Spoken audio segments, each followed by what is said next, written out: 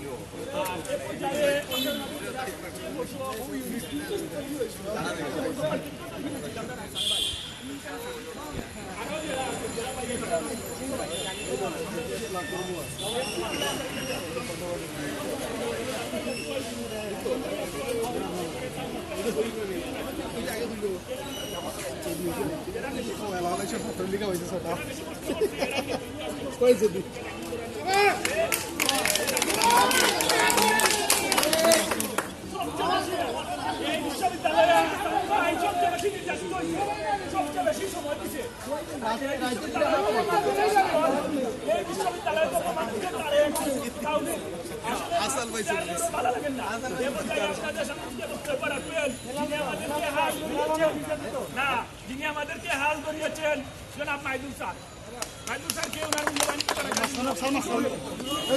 আপনি মাঝখানে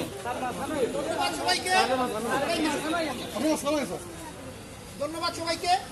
আমাদের সবাই সবকিছু বলে গেছে আমাদের মধ্যে বাক বিভাজন মানে দূরত্ব সবকিছু কোথায় আজকে আমরা এখানে আসছি। আমাদের একটাই চাওয়া আমাদের চাকরি।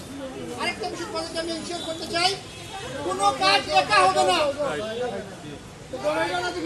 আমরা একটা টিম করবো কর্মকর্তা কর্মচারী মিলে এবং প্রত্যেকটা কাজে এই টিম যাবে। পিসির সাথে প্রত্যেকটা আলোচনা এই টিম করবে। রুমে গিয়ে বসে বাইরে সে এক কথা রুমে এক কথা সেটা হবে না। আমরা একটা টিম গঠন করব এবং আমাদের এই টিমের প্রতি আপনাদের আস্থা রাখবেন। ইনশাআল্লাহ অতীতে যেভাবে কর্মচারী পরিষদ গঠিত হওয়ার পর